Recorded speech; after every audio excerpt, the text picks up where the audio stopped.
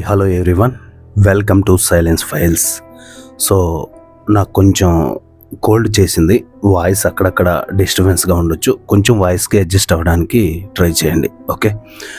చాలామంది ఏమంటున్నారంటే కామెంట్లో, భయ్యా మీ వీడియోస్ చాలా స్లోగా ఉన్నాయి, 2x పెట్టి చూసినా కూడా చాలా నార్మల్గా అనిపిస్తుంది, కొంచెం స్పీడ్ చెప్పండి అని చెప్పేసి చాలామంది కామెంట్ చేస్తున్నారు.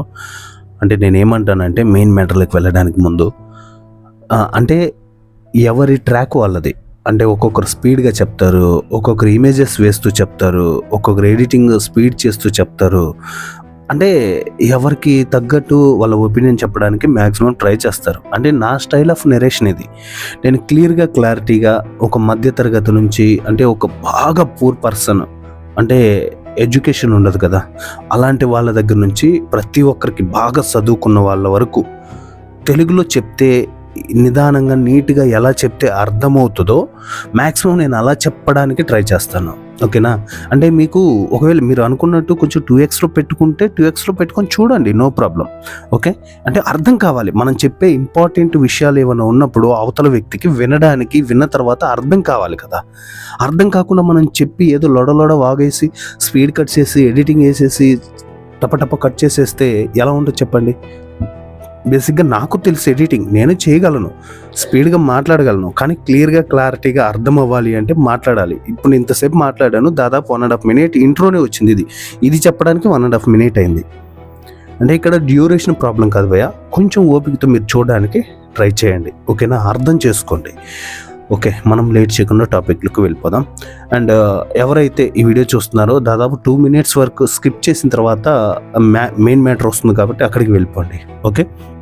అండ్ తుని ఇన్సిడెంట్, అసలు నేను బేసిక్గా ఛానల్ స్టార్ట్ చేసినప్పుడు ఈ పాప గురించే ఫస్ట్ వీడియో పెట్టాను. ఫస్ట్ 2 వీడియోస్, ఒకటి హైదరాబాద్ ఇన్సిడెంట్ ఒకటి పెట్టాను. సో ఇలా ఇన్సిడెంట్ల మీద నేను స్పందిస్తూ మాట్లాడుతూ వస్తున్నాను.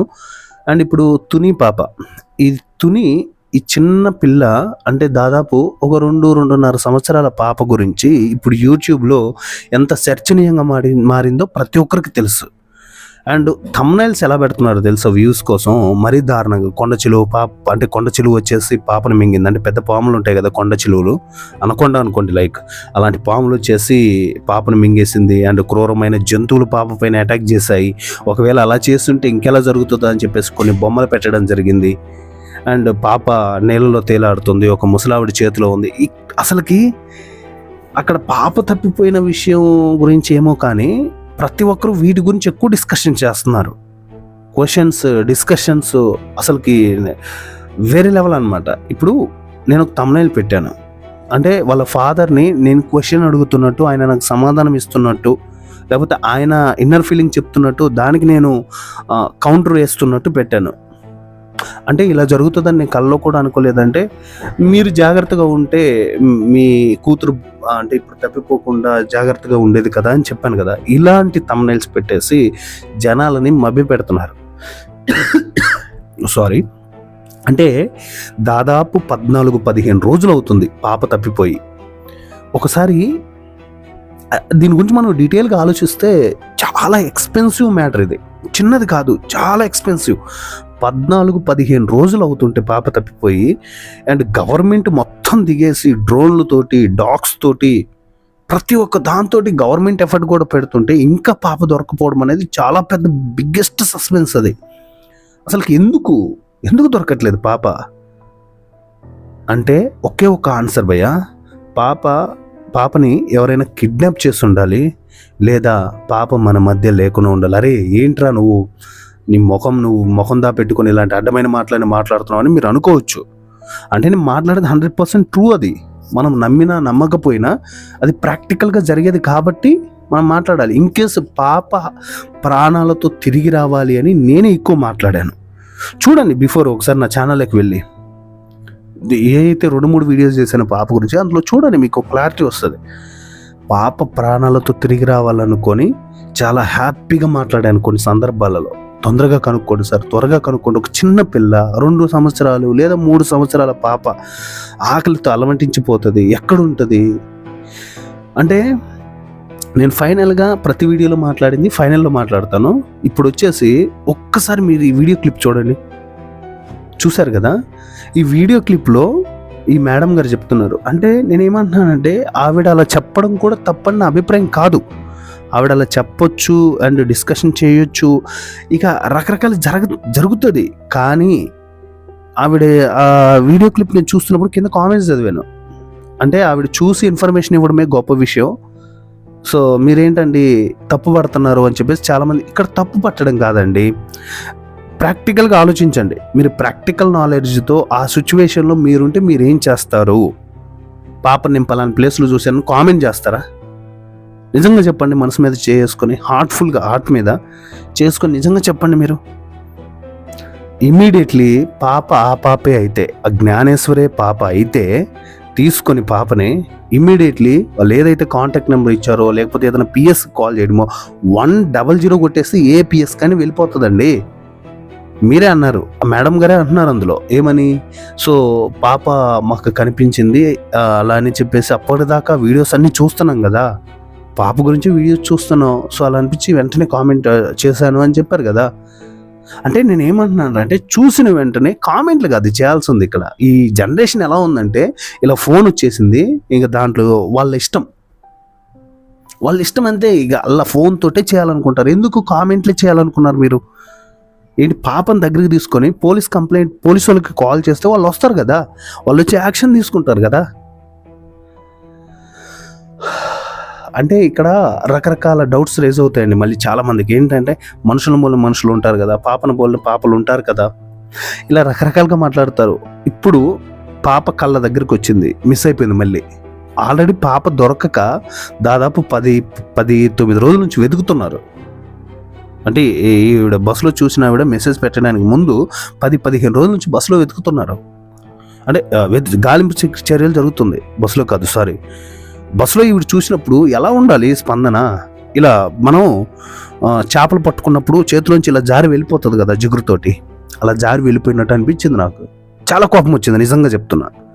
ఆవిడ ఏం చేసిందో ఏంటో మనకు తెలియదు కానీ, అండ్ చూడడం కూడా చాలా పెద్ద విషయం అది. అండ్ చూడడం పెద్ద విషయమే, కాకపోతే చూసిందని మరి ఎందుకు చెప్పలేకపోయారు? చెప్పాలి కదా, క్లారిటీగా ఎక్స్ప్లోర్ చేయాలి కదా. పాపను చూసినప్పుడు తీసుకురానప్పుడు మీరు చూసి ఏం ఉపయోగం? వాళ్ళ మదర్ చెప్తున్నారు, పాప వాళ్ళ అమ్మ. ఆవిడ అదే ఒక 1/2 అవర్ పాప వెళ్ళిపోయిన తర్వాత ఒక వ్యక్తి వచ్చి, అమ్మ పాప కొండ దగ్గర కనిపించింది, సారీ, పాప కొండ దగ్గర కనిపించింది, నేను పాప దగ్గరికి వెళ్తుంటే మీ డాగ్ నా పైన అటాక్ చేసింది, సో అందుకే వచ్చేసానని చెప్పేసి ఆయన వెళ్ళి ఊరు వాళ్ళకి చెప్తే ఊరు వ్యక్తి ఒక అతను వచ్చి మేడంకి చెప్పారంట, అంటే పాప వాళ్ళ మదర్కి చెప్పారంట. సో ఇలా జరుగుతున్నప్పుడు మీరు చూసి కూడా ఎలా వదిలేస్తారండి? నాకు అర్థం కాదు. సపోజ్ మీ పాప తప్పిపోయింది అనుకుందాం, కొద్దిసేపు అలా వద్దులేండి, జరగకూడదు చెప్తున్నాను మాట, అనుకుందాం అంటున్నా అంతే. సరే, మా పాపే ఉందని, మా పాప తప్పిపోయిన తర్వాత ఎక్కడైనా కనబడితే నేను తీసుకురాకుండా ఉంటానా?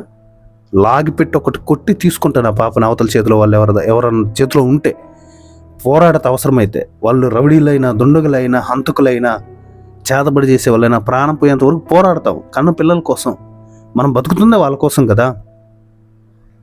సో నాకెందుకో మేడం చేసినది కరెక్ట్ కాదని నాకు అనిపిస్తుంది. అండ్ సీసీటీవీలో బస్సులో వెళ్తున్న వాళ్ళు ఎలా దొరుకుతారండి? బస్సు ఎక్కేటప్పుడు వాళ్ళు ఏమన్నా ఒకవేళ కావాలని తీసుకువెళ్తుంటే పాపని ఇలా మామూలుగా ఓపెన్గా తీసుకెళ్ళిపోతారా? చూడండి అమ్మ చూడండి అని చెప్పేసి కొంచెమైనా ఉండాలి కదా. ఇప్పుడు సీసీటీవీ ఫుటేజ్ ఎతకడం ఎందుకు? అక్కడ లైవ్లో చూసిన వాళ్ళు ఏమయ్యారు? ఏంటోనండి మీరు అసలు. దరిద్రం అంటే దరిద్రం, వీళ్ళదే సగం దరిద్రం. నాకు అనిపించేది అదే. మన ఇండియన్స్లో వాళ్ళ స్వార్థం కోసం వాళ్ళు బ్రతికే వాళ్ళు ఉన్నారు, కానీ పక్కన వాళ్ళకి హెల్ప్ చేద్దాము, పక్కన వాళ్ళకి తోడ్పడదాము, సహాయపడదాం అన్న ఆలోచన ఉండదు. ఏంటో. ఓకే, అంటే నేను ఆవిడ తప్పుపడట్లేదు. చూసిన వెంటనే కంప్లైంట్ చేయొచ్చు కదా, పోలీస్ వాళ్ళకి కాల్ చేయొచ్చు కదా. 100 నెంబర్ ఉంది ఎందుకు అనేది నా బాధ. ఓకే సరే, ఆవిడ గురించి పక్కకు పెట్టేద్దాం. అంటే ఆవిడ చూశారు, ఇంకేమో మరి దాని తర్వాత ఏం జరుగుతుందో ఏంటో తెలియదు, ఇంకా భగవంతుడికే తెలియాలి. మరి పాప ఎక్కడుందో ఏంటో కూడా తెలియదు, అంత పైవాడికే తెలియాలి, ఆయనే చూసుకుంటున్నాడు ప్రతిదీ.